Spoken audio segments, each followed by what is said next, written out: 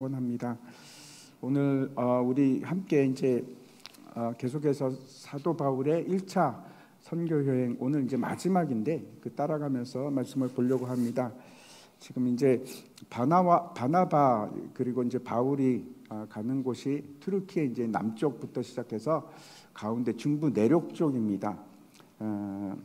지난 시간에는 우리가 루스드라 지역에서 복음을 전한 그때 일을 봤는데, 그때 놀라운 일이 일어납니다. 나면서부터 걷지 못했던 안전뱅이가 일어나는 기가 막힌 일이 일어납니다. 기적이 일어납니다. 그 일 때문에 사람들이 이제 바울과 바나바를 제우스, 헤르메스라는 이제 신으로 여기고 이제 경배하려고 했던 아주 독특한 사건입니다. 그리고 이제 그 이후 어떻게 되었는지 이제 오늘 말씀을 살펴보려고 하는데, 성경 말씀 보겠습니다. 사도행전 12장 19절부터 28절까지 말씀 교독하겠습니다. 유대인들이 안디옥과 이고니온에서 와서 무리를 충동하니 그들이 돌로 바울을 쳐서 죽은 줄로 알고 시외로 끌어내치니라.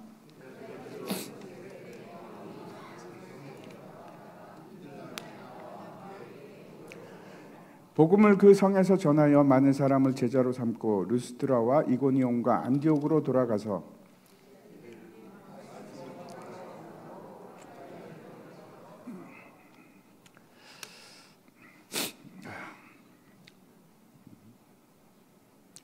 각 교회에서 장로들을 택하여 금식 기도하며 그들이 믿는 주께 그들을 위탁하고,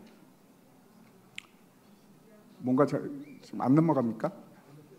네, 건너뛰었어요. 제가 몇 절부터 다시 읽으면 됩니까? 21절부터 다시 읽겠습니다. 그러면 복음을 그 성에서 전하여 많은 사람을 제자로 삼고 루스드라와 이고니온과 안디옥으로 돌아가서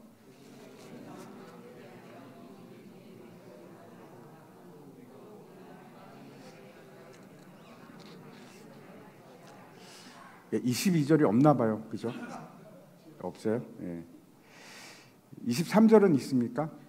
23절은 있습니까? 23절이 없습니까? 통째로 없습니까? 예.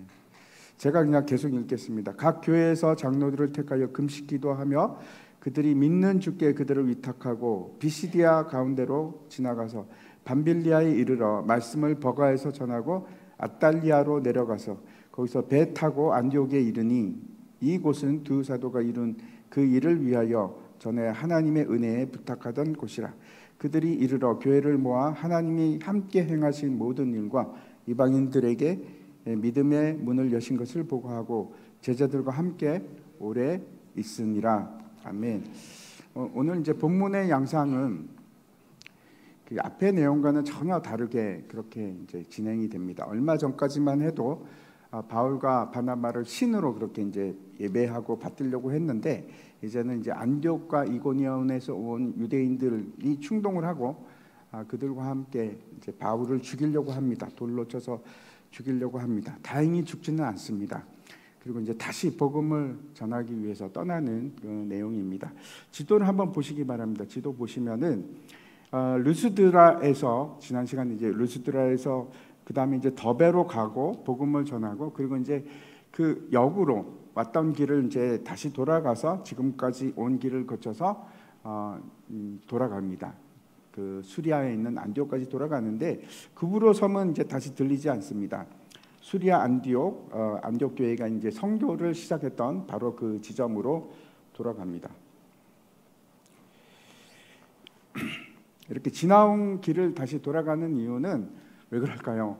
예, 교회 때문에 그렇습니다. 교회를 다시, 세워진 교회들을 돌아보고 이제 권면을 하기 위해서 그렇게 하는데, 그리고 이제 다시 수리아 안디옥으로 돌아와서 선교 보고를 하게 됩니다.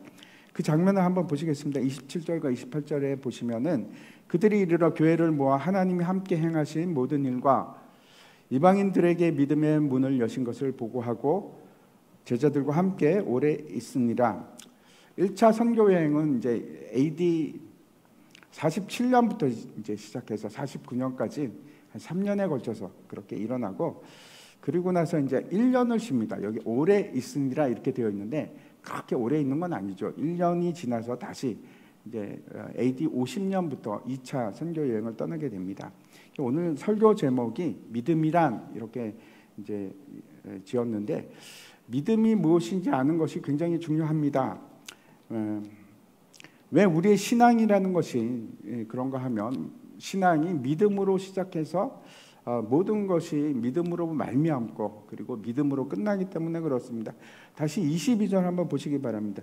제자들이 마음을 굳게 하여 이 믿음에 머물러 있으라 권하고 또 우리가 하나님의 나라에 들어가려면 많은 환난을 겪어야 할 것이라 하고, 여기 보면 마음을 굳게 하여 이 믿음에 머물러 있으라 이렇게 합니다. 근데 이제 이 믿음이라는 것이, 여기 있는 이 믿음이라는 것이 도대체 어떤 믿음인가, 무엇인가 하는 것을 이제 생각해 보려고 합니다. 우리가 믿음이라는 말을 많이 합니다. 자주 하죠. 실제로 믿음만이 우리를 구원에 이르게 합니다. 이렇게 이제 얘기를 하는데, 오직 의인은 믿음으로 말미암아 살리라. 우리가 다 알고 있습니다. 그런데 다시 한번 생각해 보십시오. 이 믿음이라는 것은 도대체 어떤 것을 의미하는가? 도대체 믿음이라는 것이 어떤 건가 쉽지 않습니다. 이게 쉬운 문제는 아닙니다. 우리가 흔히 믿음에 대해서 말하지만 믿음이라는 것이 항상 제대로 잘 이해가 되는가, 우리가 이해하고 있는가, 또 다른 문제입니다. 22절만 봐도 그렇습니다. 제자들의 마음을 굳게 하여라고 되어 있는데 이 문장만 봐도 그렇죠. 믿음이라는 것은 굳게 하기 위해서 머물러 있다는 것이 쉽지 않구나 하는 것을 이제 느끼게 됩니다. 사람들에게 일반적으로 믿음이 무엇입니까? 이렇게 물으면은 어떻게 대답할까요? 여러분도 머리에 이제 떠오르는 게 있으시죠? 믿음 그러면 뭐라고 말씀하시겠습니까? 많은 사람들이 이제 믿음이라는 것은 증거가 없다고 하더라도, 증거가 없어도 뭔가를 믿는 것을 말하는 것이 아닙니까? 이렇게 이제 대답을 할 겁니다. 또는 믿음은 신념이죠. 확신을 가지고 있는 것을 믿음이라고 하지 않습니까? 이렇게 할 수도 있습니다. 그런 것들은 이제 세상에서 말하는 믿음이고, 성경은 그러면 도대체 성경이 말하는 믿음은 어떤 것인가? 우리가 이제 잘 아는 믿음에 관한 정의가 있는 구절이 있습니다. 히브리서 11장 1절부터 3절까지 한번 보시기 바랍니다.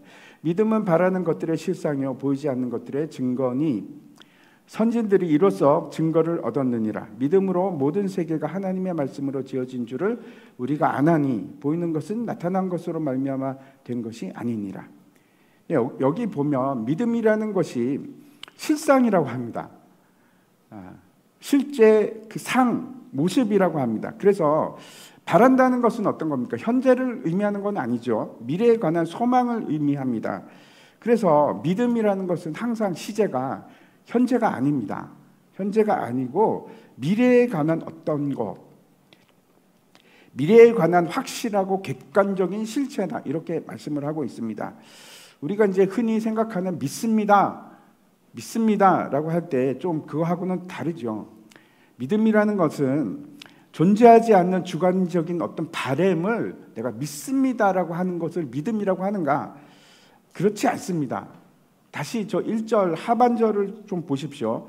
실상, 이 실체는 보이지는 않습니다. 보이지는 않는데 그것이 믿음의 증거가 된다는 겁니다.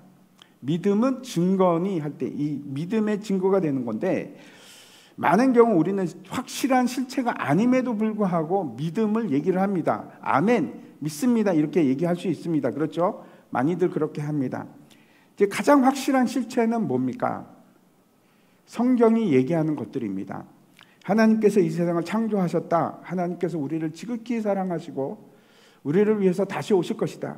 천국은 존재한다. 하나님께서 이 땅에 예수님을 보내셨고 죽으시고 부활하셨고 다시 오실 것이다. 이것이 우리가 믿는 하나님의 말씀이고 계시죠. 이게 확실한 실체입니다. 다시 말씀드려서요, 믿음이라는 것은 성경하고 뗄래야 뗄 수 없는 관계를 가집니다. 성경, 하나님의 말씀을 빼고는 믿음을 얘기할 수가 없습니다. 그게 우리가 믿는 믿음입니다. 생각해 보십시오. 어떤 사람이 사업의 성공을 나는 믿습니다 라고 이제 얘기를 한다고 합시다. 그렇게 기도를 합니다. 하나님, 나는 내 사업이 성공할 것을 믿습니다 라고 기도를 했습니다. 그 기도는 우리가 얘기하는 그 믿음인가요? 네? 어떻게 생각하십니까? 만약 그 성공이 실체라면 그게 맞죠. 믿음이 맞습니다. 다시 말씀드려서 그것이 성경에 기록된 하나님의 계시라면, 그게 주어진 것이라면 그걸 우리가 믿음이라고 할 수 있습니다. 근데 그게 만약에 실체가 아니면 그건 단지 자신의 희망이나 또는 욕망이라고 할 수 있습니다. 믿음이 아닌 거죠.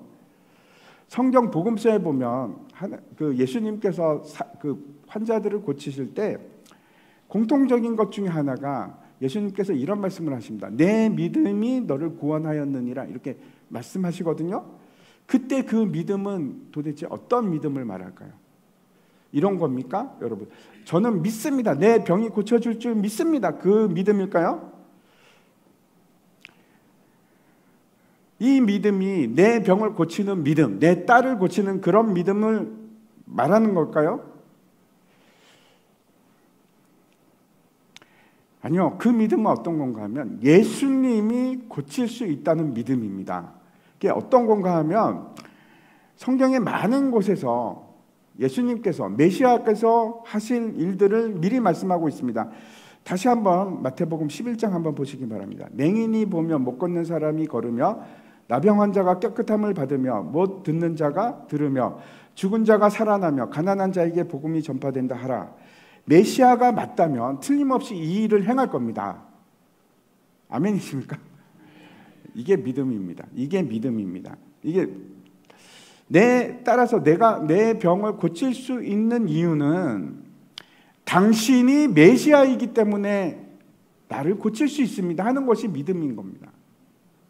내가 믿습니다. 나는 내가 고쳐질 걸 믿습니다 하는 걸 믿음이라고 하지 않고 예수님이 나의 병을 고치실 겁니다 하는 것이 믿음입니다. 다시 한번 지난주에 우리가 루스드라에서 한 번도 걸어보지 못한 안전뱅이가 치유를 받는 기적적인 사건을 봤는데, 바울이 뭐라고 하는가 하면 그의 믿음을 본 겁니다. 한번 보시기 바랍니다. 다시 9절입니다. 바울이 말하는 것을 듣거든 바울이 주목하여 구원받을 만한 믿음이 그에게 있는 것을 보고 이해하시겠습니까? 주님 믿습니다. 고쳐주시옵소서 믿습니다 하는 것과는 굉장히 많이 다릅니다. 여러분은 어떻게 생각하십니까? 미래가 정해졌다고 생각하십니까? 아니면 얼마든지 바뀔 수 있다고 생각하십니까? 하나님은 공간과 시간에 구속되지 않으시는 분이십니다. 하나님은 시간을 초월하신 분이시고 하나님은 시간을 창조하신 분이십니다. 그게 무슨 얘기인가 하면 하나님은 과거에도 계시고 지금도 계시고 미래에도 계시죠. 뿐만 아니고 그 시간의 개념이 하나님께는 전혀 의미가 없습니다. 우리는 시공간이라는 그 구별된 한정된 곳에서 한정된 곳만 볼 수 있지만 하나님은 전혀 그렇지 않습니다. 초월하고 계시기 때문에 모든 것을 보시고 모든 것을 아시고 모든 자리에 함께 계십니다. 그걸 신학적으로는 편재한다고 말씀하지 않습니까? 제가 이제 다시 말씀드립니다. 하나님께서는 시간에 제약이 없으시기 때문에 당연히 과거와 현재와 미래를 동시에 보고 계시고 주관하십니다. 우리는 미래를 볼 수 없죠. 알지도 못합니다. 우리는 최선을 다해서 지금 현재를 살아갈 뿐입니다. 하지만 하나님께 있어서는 미래라는 것은 없는 것이 아니고 실체입니다. 함께 하신다는 겁니다. 없는 것을 말하는 것이 아니고 바로 지금 있는 실제가 하나님께는 미래입니다. 무슨 얘기를 하는가 하면 하나님께서는 우리에게 약속을 주셨고 계시를 주셨습니다. 근데 그것이 미래에 일어날 수도 있고 안 일어날 수도 있고 그런 애매한 것이 전혀 아니라는 겁니다. 다시 그게 믿음입니다. 히브리서 11장 말씀 보시기 바랍니다. 다시 한번 제가 읽겠습니다. 믿음은 바라는 것들의 실상이요 보이지 않는 것들의 증거니 선진들이 이로써 증거를 얻었느니라. 믿음으로 모든 세계가 하나님의 말씀으로 지어진 줄을 우리가 아나니 보이는 것은 나타난 것으로 말미암아 된 것이 아니니라. 3절을 다시 한번 보십시오. 모든 세계가 하나님의 말씀으로 지어진 것을 안다 하는 것은 이건 창조 질서만 말하는 것뿐을 넘어서서 이건 모든 피조 세계에 일어나는 일들, 질서 모든 것을 말합니다. 우리 삶, 우리의 모든 일어나는 것들 보이는 모든 것들뿐만 아니고 미래도 여기에 포함되는 겁니다. 그것이 하나님 말씀에 의해서 일어난다는 겁니다. 말씀에 종속이 되어 있는 겁니다. 말씀 그 자체가 증거가 되고 말씀이 증거가 된다니까요. 그래서 미래의 소망에 대한 증거가 말씀이라니까요. 그리고 그것이 우리의 믿음입니다. 제가 너무 어렵게 제가 얘기하고도 제가 무슨 얘기를 하고 있나 이렇게 생각을 하는데, 믿음이라는 것을 얘기할 때 자주 인용되는 것이 어떤 이제 이런 얘기 있지 않습니까? 한 고개사가 이제 나야가라 폭포를 외줄 타기를 하는 겁니다. 이렇게 걸어가는데 한두 번이 아니고 왔다 갔다 이제 이렇게 하다가 심지어는 거기 위로 자전거를 타고 갑니다. 외발 자전거도 타고 막 그렇게 하는 겁니다. 그러면서 이제 이렇게 얘기하는 겁니다. 여러분한테 여기 안전합니다. 제 목에 타십시오. 이제 안전하다는 거 알죠? 이 사람은 절대 떨어지지 않겠구나. 왔다 갔다 하는 거 보니까 자전거도 타고 막 그러니까 믿습니다. 이 사람은 괜찮구나. 근데 그거 하고 그 고개사가 여러분을 초대해서 여기 타십시오. 괜찮습니다. 같이 가십시다. 그러면 여러분 타시겠습니까? 네? 안 타시겠죠? 믿음이 없는 겁니다. 그걸 이해하시겠습니까? 그 고개사에게 내 몸을 맡기는 거, 그게 믿음입니다.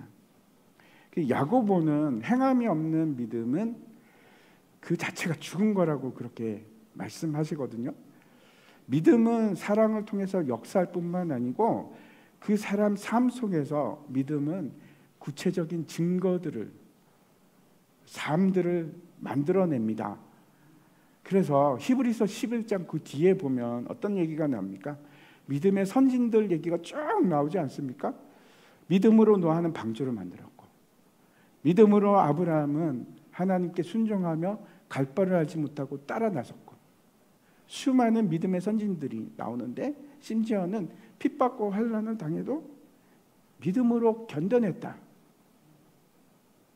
라고 말씀하시거든요. 왜 그렇습니까? 하나님의 약속은 확실하기 때문에. 보이는 것이 진짜가 아니라 보이지 않는다 해도 그것이 실체니까. 진짜 실체는 여러분 여기 보이는 이게 강대상이 있고 의자가 있고 이런 것이 실체가 아니고 하나님의 말씀입니다. 제가 이제 믿음에 대해서 길게 말씀을 드렸는데 왜 그런가 하면 오늘 본문에 대단히 중요한 신학적인 문제가 있기 때문에 그렇습니다. 바울과 바나바가 루스드라에서 복음을 전하고 엄청난 기적이 일어나지 않습니까? 생각해 보십시오. 나면서부터 안진뱅이가 일어나서 걸었다? 재활도 안 하고 걸었다? 바로 걸었다? 기적 중에 기적 아닙니까? 도저히 믿을 수 없는 일이 일어났습니다. 그래서 사람들이 막 신으로 두 사람을 추앙하고 제사 받으십시오. 당신들은 신이십니다. 그런 상황에서 그 일이 끝나고 나서 얼마 되지 않고 바로 완전한 실패가 일어나는 듯한 그 상황이 옵니다. 다시 19절 보시기 바랍니다. 유대인들이 안디옥과 이고니온에 와서 무리를 충동하니 그들이 돌로 바울을 쳐서 죽은 줄로 알고 시외로 끌어내치니라. 여기 안디옥은 이제 BCD 안디옥인데 그 이고니온과 그 BCD 안디옥에서 유대인들이 막 열성적이죠. 바울을 어떻게 해도 죽이겠다는 마음을 가지고 꽤 먼 거리인데 그 먼 데는 170km입니다. 근데 그 170km를 마다하지 않고 여기 온 겁니다. 바울을 잡아 죽이겠다고 사람들을 선동해서. 그래서 이제 막 선동을 하니까 폭동이 일어납니다. 얼마 전까지 기적을 보고 와 신입니다 이렇게 했던 사람들이 지금 돌로 쳐 죽이려고 하는 겁니다, 바울을. 그래서 이 사람 저 사람 처음이 어렵죠. 한 사람 치기 시작하면 금방 흥분하기 시작합니다. 피가 나면 막 군중심리가 그러지 않습니까? 갑자기 막 돌기 시작하는 겁니다. 누군가가 소리를 치기 시작하면 사람들이 흥분하고 물불을 가리지 않고 막 난리가 났습니다. 여기서 돌에 맞은 사람은 바나바는 아니고 바울만 돌에 맞습니다. 아마 계속해서 바울이 설교를 해서 그랬던 것 같습니다. 유대인들이 죽이고자 하는 주동자는 바울입니다. 아무튼 이제 죽을 만큼 돌에 맞아서 정신을 잃었습니다.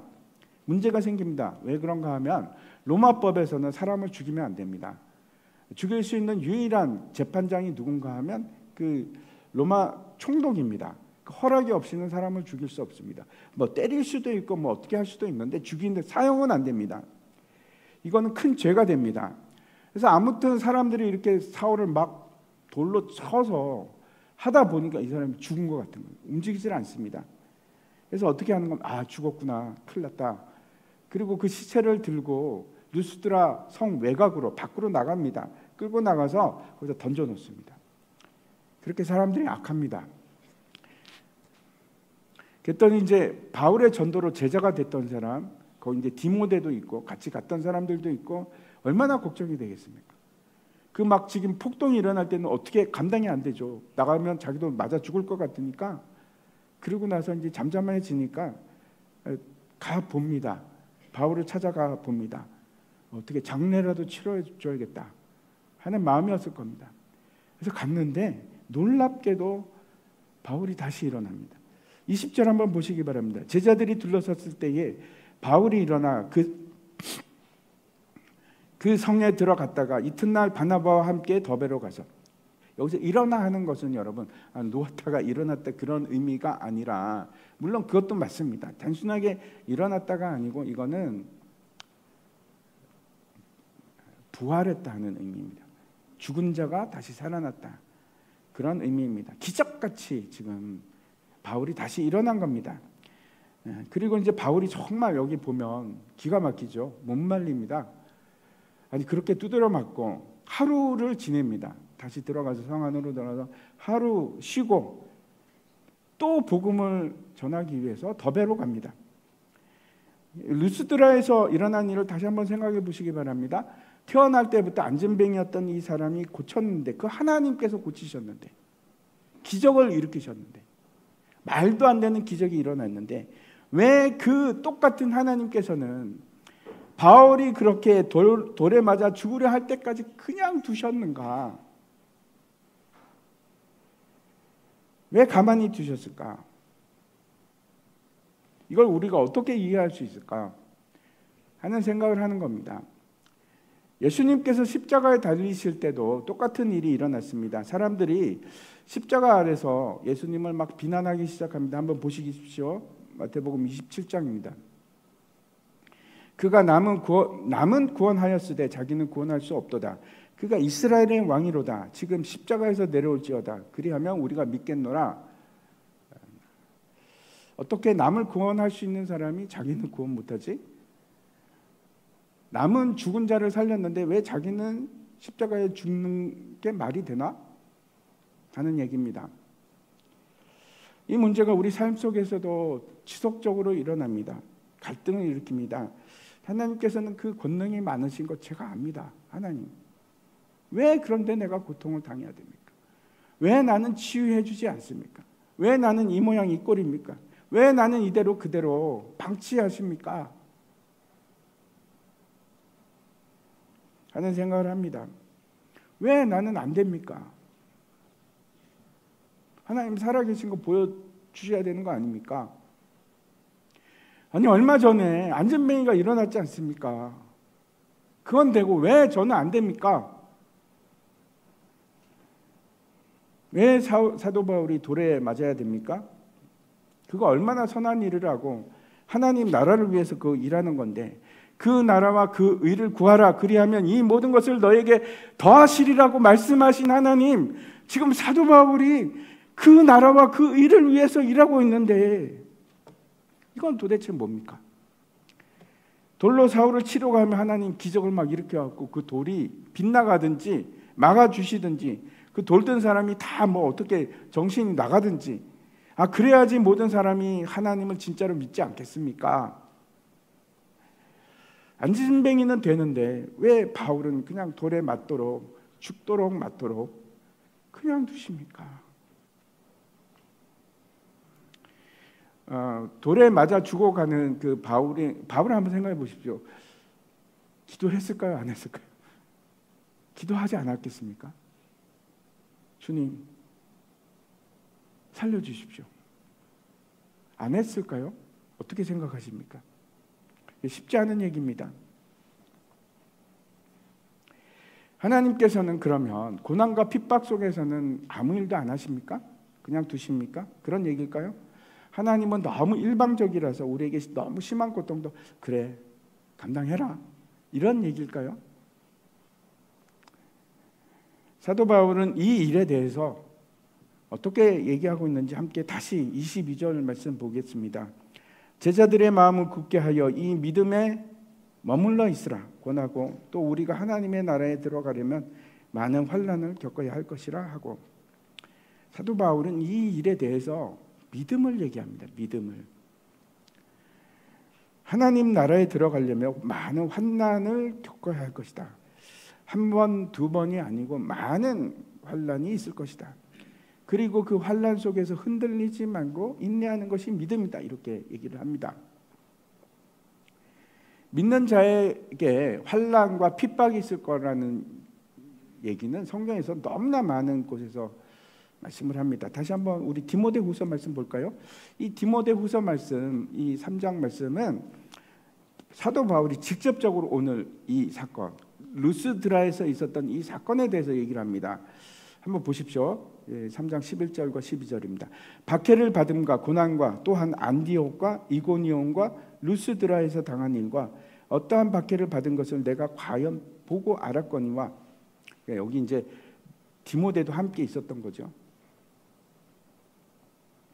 주께서 이 모든 것 가운데서 나를 건지셨느니라. 너무 답답하지 않습니까? 처음부터 없었어야지.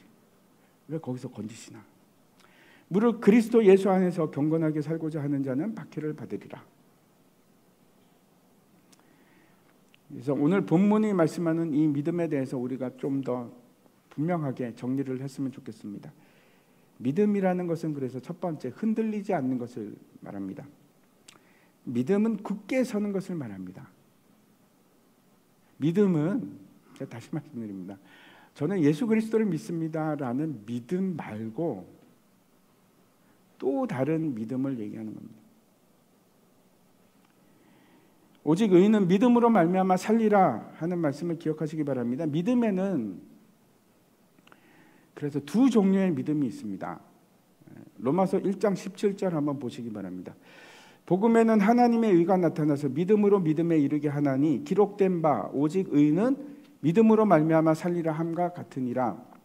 여기 잘 보시면 하나님의 의가 나타나서 복음에는 믿음으로 믿음에 이르게 한다 이렇게 되어 있지 않습니까? 여기서 믿음이라는 단어를 구분할 필요가 있습니다. 첫 번째 믿음하고 두 번째 믿음이 같은 믿음일까요? 원어로는 똑같습니다.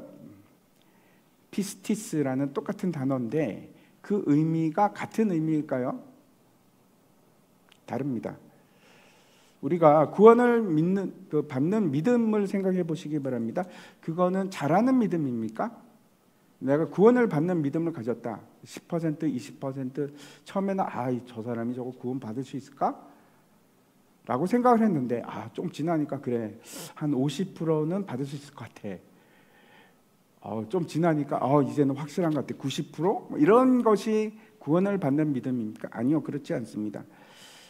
우리는 예수 그리스도를 고백하고 성령이 우리 안에 임재하는 순간, 우리가 거듭나는 순간 우리는 100% 구원받는 믿음을 가지는 겁니다. 취소되지 않습니다. 사라지지도 않습니다. 부족해서 좀 뭔가 부족해 해서 조금 아쉬운데 이런 게 아닙니다.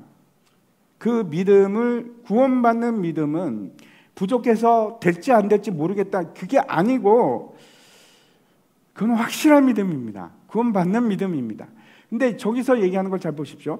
그 믿음으로부터 시작해서 믿음에 이르게 한다라고 되어 있습니다. 근데 이 두 번째 믿음은 다른 믿음입니다. 똑같은 단어지만 이거는 어떻게 쉽게 얘기한다면 성화와 가깝습니다. 거룩해지는 믿음, 천국에 들어갈 수 있는 충분한 거룩함을 얘기하는 겁니다. 구원을 받는 믿음을 얘기하는 것과 다릅니다. 이런 겁니다.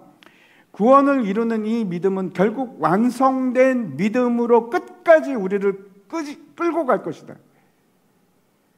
처음 시작했던 그 믿음이 우리를 계속 끌고 가서 완성된 거룩한 믿음에 이르게끔 한다, 이런 말씀입니다. 굳센 믿음, 흔들리지 않는 믿음. 이 굳센 믿음이 왜 우리에게 필요할까요? 환난이 우리에게 주어지는 이유는 우리를 단련하고 또 만들어서 거룩하고 깨끗한 자로 만들기 위함이 맞습니다. 근데 사도 바울이 이제 돌에 맞았습니다. 그렇죠? 왜 돌에 맞았을까요? 두 가지입니다. 첫 번째는 아주 중요한 겁니다. 복음의 능력, 부활의 능력을 보여주기 위한 겁니다. 이거 또 다른 거죠. 사도 바울이 너무 이거 사람이 안 됐네, 돌로 좀 맞아야겠다, 그래서 맞은 게 아니라 그를 통해서 부활의 능력이 확실함을 드러내기 위해서, 하나님의 능력을 보여주기 위해서, 복음의 강한 진짜 능력이 무엇인지를 보여주기 위해서 돌에 맞은 겁니다. 그러나 그뿐이 아니고 틀림없이 이 일이 사도 바울에게 또 필요했을 겁니다. 히브리서에서도 같은 일을 당한 많은 믿음의 선진들이 있습니다. 한번 보십시오. 36절부터 39절까지.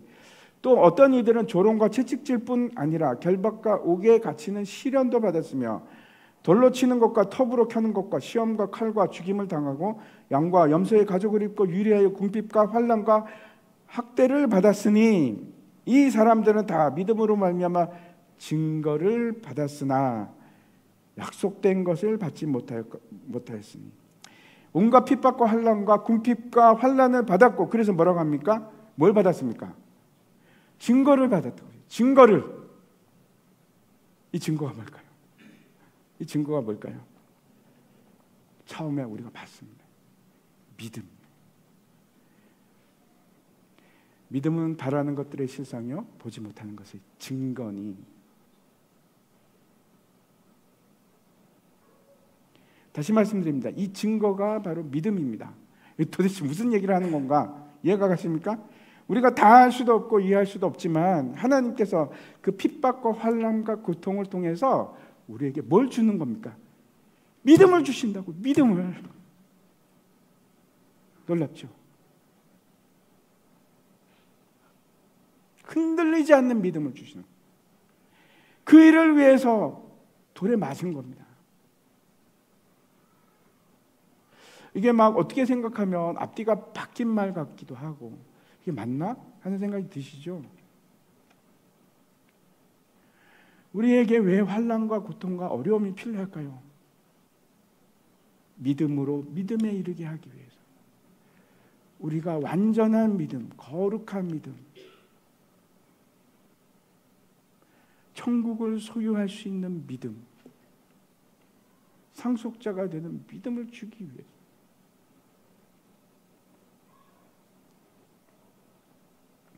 제가 이 구절을 이제 묵상하면서 참 놀랍다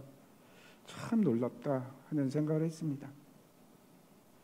그러니까 진짜 하나님의 사람들, 거듭난 사람들은 그래서 고난이 필요한 겁니다. 왜? 하나님께서 그 일을 통해서 우리에게 믿음을 주는 거예요. 증거를 주는 거예요. 신기하죠? 난 그런 증거 필요 없는데, 그런 믿음 필요 없는데, 이런 생각 드십니까? 하나님의 방법입니다. 더 흔들리지 않는 강인한 믿음을 주시는 겁니다. 이 일을 통해서. 역설적이죠.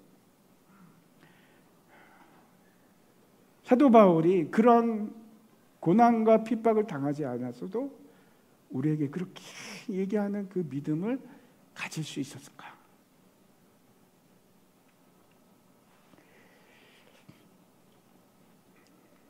흔들리지 않는 믿음을 가지고, 그것이 우리의 증거가 되는 겁니다. 두 번째 다시 한번 보겠습니다. 22절입니다. 제자들의 마음을 굳게 하여 이 믿음에 머물러 있으라 권하고, 또 우리가 하나님의 나라에 들어가려면 많은 환난을 겪어야 할 것이라고. 뭐라고 하는가 하면, 하나님 나라에 들어가기 위해서는 많은 환난을 겪어야 할 것이라고 합니다. 그래서 믿음이라는 것은 뭔가? 믿음이라는 것은 하나님 나라에 소망을 두는 것을 말합니다. 이게 믿음입니다. 내가 예수 그리스도를 믿습니다. 그분이 나의 주인이십니다. 하고 또 다른 얘기인 겁니다. 우리의 삶을 얘기하는 겁니다. 우리가 가고자 하는 곳이 하나님 나라지 않습니까? 이 땅에도 하나님의 나라가 임하고 있고 하나님의 통치가 이루어지기 시작했습니다. 하지만 이것이 완성된 것은 아닙니다. 완전한 하나님 나라는 언제 이루어집니까? 예수님께서 이 땅에 다시 오실 때, 그때 이루어집니다. 그리고 우리는 그 나라를 기다리는 사람입니다. 이 땅에 우리의 목적지가 있는 것도 아니고 이 땅에 우리의 소망이 있는 것도 아니고 그걸 우리가 이 땅에 소망을 두지 않고 사는 겁니다. 그걸 믿음이라고 하는 겁니다. 믿음. 이 땅에 어려움이 있고 아픔이 있습니다. 그렇죠. 그래서 더욱더 우리는 하늘을 소망하는 겁니다. 하나님 나라를 소망할 수밖에 없습니다. 완전한 하나님 나라, 무너지지 않는 영원한 나라를, 슬픔과 고통이 없는 그 나라를 소망하는 이유가 여기에 있습니다.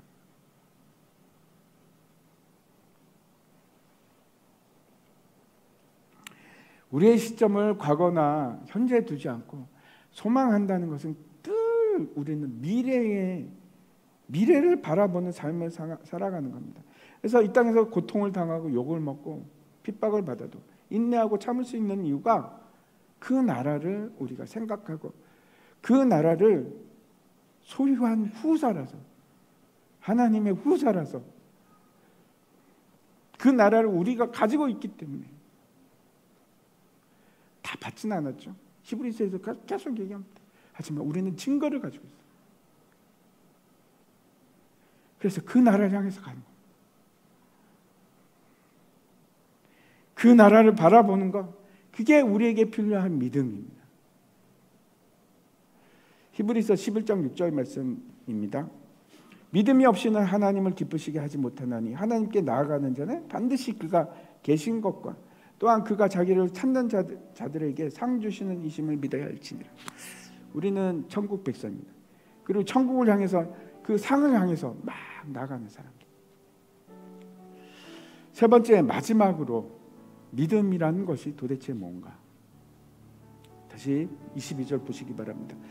제자들의 마음을 굳게 하여 이 믿음에 머물러 있으라 권하고, 또 우리가 하나님의 나라에 들어가려면 많은 환난을 겪어야 할 것이라 하고, 믿음은 인내하면서 어떤 것이라고 말씀하는 거예요? 그 자리를 떠나지 않는 것이라고 얘기합니다. 인내하는 겁니다. 다시 말씀드립니다. 결국 의인은 믿음으로 말미암아, 오직 믿음으로 말미암아 살리라. 환난과 고통 속에서 믿음을 저버리지 않고 끝까지 지키는 것, 그게 믿음입니다. 때로는 우리가 이제 우리 힘으로 그게 감당이 안 되죠. 너무 힘들어서. 그래서 함께 하는 거예요. 같이 뛰어가는 거예요. 동력자가 그래서 필요합니다. 포기하지 않게 만드는. 혼자라면 정말 쉽지 않습니다. 근데 같이. 다시 히브리서 말씀입니다. 12장 1절 2절입니다. 우리 함께 읽겠습니다. 시작. 이러므로 우리에게 구름같이 둘러싼 허다한 증인들이 있으니 모든 무거운 것과 얽매이기 쉬운 죄를 벗어버리고 인내로서 우리 앞에 당한 경주를 하며 믿음의 주요 또 온전하게 하시는 이인 예수를 바라보자. 그는 그 앞에 있는 기쁨을 위하여 십자가를 참으사 부끄러움을 개의치 아니하시더니 하나님 보좌 우편에 앉으셨느니라. 아멘. 이제 결론을 말씀드리고 마치려고 하는데, 우리가 이제 믿음하면 계속 그것만 생각이 납니다. 예수를 믿는 거, 그거 믿음이지, 구원받는 믿음. 아니, 그거 믿음 맞습니다. 근데 그거가 다가 아니라 우리 다 그건 가지고 있지 않습니까? 아멘이십니까? 우리의 구원은 취소되지 않습니다. 확실합니다. 그런데 우리에게 이 믿음이 필요한 겁니다. 흔들리지 않는 믿음, 천국을 바라보고 소망하는 믿음, 그리고 끝까지 인내하는 믿음. 이게 우리에게 필요합니다. 믿음이 필요합니다. 이 믿음이 필요한 겁니다. 이거는 잘하는 믿음입니다. 계속해서 장성한 그리스도의 장성한 분량까지 자라가는 믿음. 사도 바울이 이제 이 일을 겪고 나서 더베로부터 시작해갖고 막 이제 교회를 다시 돌아가면서 방문을 합니다. 그 지친 몸을 이끌고, 그리고 그 교회마다 장로님들을 세웁니다. 장로들을 세우고, 그리고 이 말을 하는 겁니다. 마음을 굳게 하고 믿음에 머물러 있어라. 환난이 계속해서 우리에게 올 것이다. 믿음으로 우리가 함께 격려하면서 걸어갔으면 좋겠습니다. 우리 다 함께 찬양하겠습니다.